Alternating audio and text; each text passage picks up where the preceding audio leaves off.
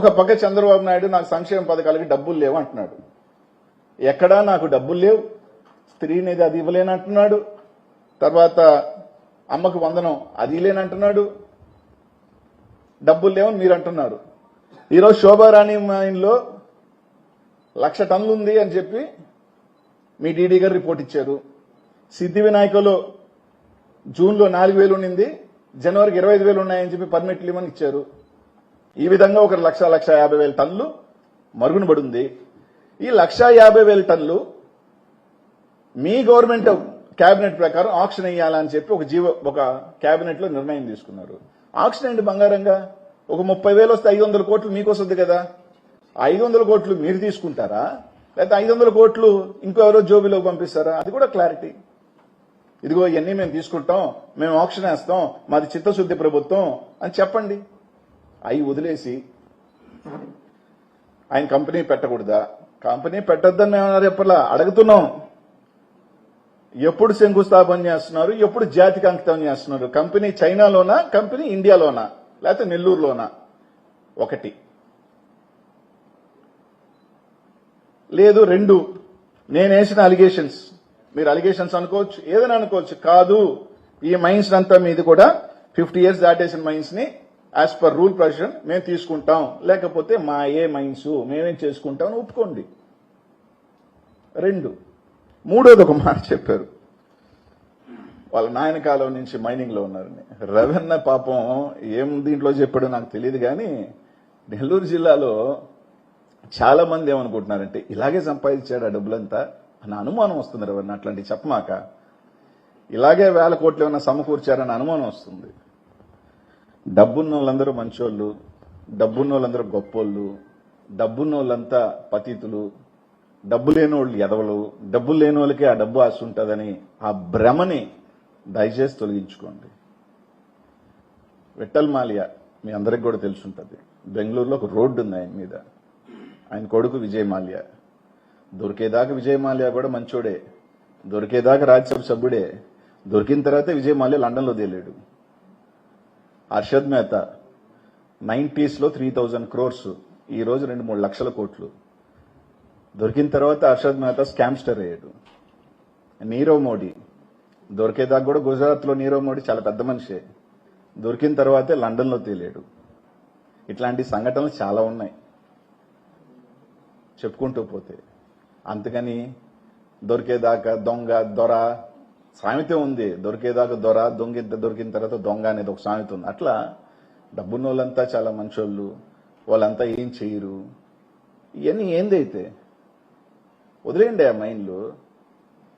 ఎవరి పాటికి వాళ్ళు ఎక్స్పోర్ట్ చేసుకొని ఎవరి పాటికి స్వేచ్ఛనిచ్చుకో. ఎందుకు ఆపుతున్నారు? సైదాపురంకి నేను కాదు, మీరు అందరూ వెళ్ళండి. ఎడారైపోయినట్టుందా లేదో చూసుకోండి. నిజంగా ఎంతమంది గోస్ట్ ఇది, ఎంతమంది ఆర్తనాదం. ఎండిఎల్ పాపం, ఆ ఫోటో కూడా చూపిస్తాను. పాపం 400 MDLs ఉన్నాయి, అందరు ₹1,00,000 కట్టుకున్న వాళ్ళు. మీరు ఓపెన్ చేసినవన్నీ 30. ఆ 30 కూడా ఎవరి? 20 మంది ఫైన్లు ఉన్నోళ్లే. 400 MDLs చిన్నోళ్ళు, ఏదో మైన్లోంచి తోలుకొని బతికే వాళ్ళు. వాళ్ళు కడుపు కూడా కొట్టాలా? వాళ్ళ మీద ఓ 1,00,000-2 లక్షలు ఫైన్లు వేశారు. అది కూడా కొలతలు లేకుండానో లేకపోతే ఫైన్లు వేశారు. ఏదో నామినల్ గా కట్టుకొని కోట్లున్నోళ్ళని మాత్రం వదిలేసి మైనింగ్ చేయిస్తూ 400 మంది. ఆ ఫోటోది, MDL ఫోటోది పాపం. సంవత్సరం నుంచి వాళ్ళు తోలుకున్న రాయ వర్షానికి ఎండకి పనికి రాకుండా పోతా ఉంది ఆ రాయ. ఒక్కొక్కరికి 50 లక్షలు ₹1,00,000 పెట్టి కొనుక్కొని ఉంటారా ఎవరో దగ్గర. 8,000 10,000 చెప్పున ఒక 1000 టన్నులు అంటే 80 లక్షలు ₹1,00,000. ఎంతమంది పాపం? 300 మంది. వాళ్ళందరినీ పిలిపించుకొని ఏదో ఫైన్లు ఉన్నాయి కట్టేయించుకొని వాళ్ళ పాటికోళ్ళు వదిలేస్తే ఆ 200-300 మంది బాగుపడతారుగా? లే, 30 MDL ఓపెన్ చేశారు. 400 MDLలో 160 మైన్లుంటే 25 మైన్లు ఓపెన్ చేశారు. ఏదన్నా చెప్తే అనిల్ కుమార్ యాదవ్ ఏదో పాత, ఆయనకి నాకు పాతే ఉండొచ్చయ్యా, ఆయనకి నాకు పాతే ఉండి కూడా ఉండొచ్చు. ఉన్నంత మాత్రాన ఇవన్నీ నేను చెప్పకూడదా? అంటే డబ్బులున్నోళ్ళు కాబట్టి వాళ్ళ మీద ఎవరు ఏం మాట్లాడకూడదా? వాళ్ళందరూ కూడా పెద్ద మనుషులు అయిపోతారా? ఒకటే నేను అడుగుతున్నా రవిచంద్ర గారిని, ఈరోజు నెల్లూరు జిల్లాలో ఏదో వేగ్గానో నేను కేవలం కొన్ని వేల మంది ఇబ్బంది పడుతున్నారు. నేను ప్రెస్ మీట్ పెట్టిన తర్వాత కొంతమందిని పిలిపించుకున్నారు, మాట్లాడుకున్నారు. అదేందో నాకు తెలియక అడుగుతా. ఈ మైనోళ్ళంట వీళ్ళ కంపెనీకి చేయాలంట. ఈ ఎక్స్పోర్టర్ పాపం చైనాలోనో దుబాయ్లోనో లేకపోతే ఇంకో దగ్గర కంపెనీ పెట్టుకోవాలంట. నేను ఈ కంపెనీకి చేస్తే ఈ కంపెనీ వాళ్ళు దుబాయ్ కంపెనీకి చేస్తే అట్టు అమ్ముకోండి అంట. డైరెక్ట్ ఈడీ కేసు అది. నేను ఫినీకి చేసి ఫినీ వాళ్ళు దుబాయ్ కంపెనీకో చైనా కంపెనీకి చేస్తే వాళ్ళు డైరెక్ట్ ఎక్స్పోర్టర్కి అమ్ముకోవాలంట. డైరెక్ట్ ఈడీ కేసు అది.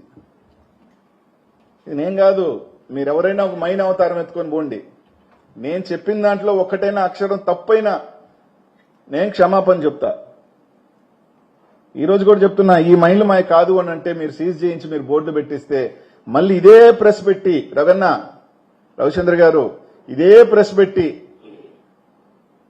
మీ ఎంపీ గారికి ఆ దైవాంశ సంభూతుడికి క్షమాపణ చెప్తా. లేకపోతే మీరు ఒప్పుకోండి, ఒక పెద్ద దోపిడీకి తెరదీశారు. ఆక్షన్ వేయించండి ఫస్ట్.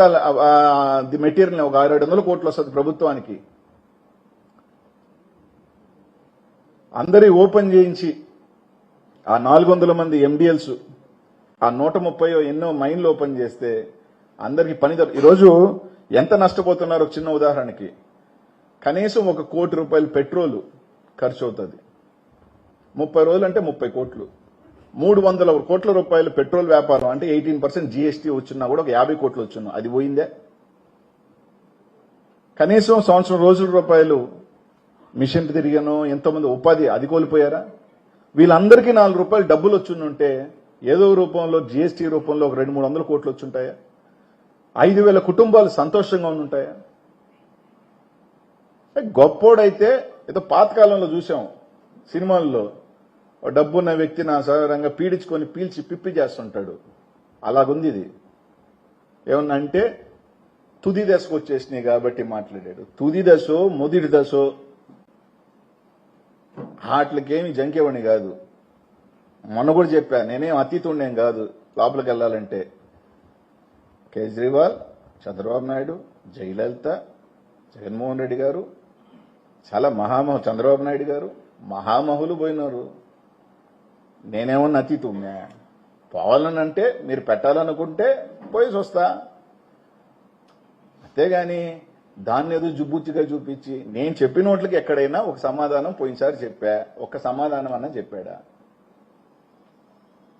ఇంకో రెండో ఎక్స్పోర్ట్ కంపెనీ ఎందుకు ఉండట్లేదు అని అన్న సమాధానం చెప్పారా? లేదే. ఇంతమంది ఎక్స్పోర్టర్లు ఎదుగో మైనింగ్ ఎక్కడో చేస్తే చూపిండి అన్నాడు. మీ అందరిని పెట్టాక చూపిండి అన్నాడు. 24వ తారీఖున చూసారా విజువల్స్? ఎన్ని లాంగిట్యూడ్ లాటిట్యూడ్ డేట్లతో తీసింది సార్. ఏదో ఊరికిన ఒక ఫోటో దొంగ ఫోటో తీసుకురాను నేను. ఇది 2వ తేదీ మిషన్లు తిరుగుతున్నారు. 6వ తేదీ అనిల్ కుమార్ యాదవ్ వస్తాడో రాడో తెలియదు కానీ ఒక చిన్న వార్త సైదాపురంలోకి అనిల్ కుమార్ యాదవ్ వస్తున్నాడు అని తెలియదు కానీ ఎంతమంది పోలీస్ బందోబస్తు ఉంది. 6వ తేదీ చూడండి, కంప్లీట్ క్లీన్. కనీసం వాటర్ బకెట్ కూడా లేదు. ఇది 2, అది కూడా మిషన్లు పనిచేస్తా. 6వ తేదీ చూడండి, కంప్లీట్ క్లీన్. బకెట్ కూడా లేకుండా క్లీన్ చేశారు. 6వ తేదీ అనిల్ కుమార్ యాదవ్ దిగుతున్నాడు రానంగానే వస్తున్నాడో లేదో తెలియదు పాపం. ఒక 100 మంది పోలీసులు. ఎందుకు పోలీసు? ఇల్లీగల్ మైన్ చూపించేదానికి పోలీసు అవసరమా? అంటే జరుగుతున్నట్టే కదా. ఇది ఏదైనా నా సృష్టి కాదే. ఈ మైన్లన్నీ మీరు తిరిగి ఆక్షన్ వేస్తే పాడుకుంటారు, పని జరుగుతాయి, డబ్బులు వస్తాయి. అలా కాకుండా నెలకి 25 నుంచి 30 కోట్ల రూపాయలు ఒక ఆయన జోబీలోకి పంపించి, నేను చెప్తున్నా ఇదే నిజం అని, కాదు అంటే మీరు క్లోజ్ చేయండి.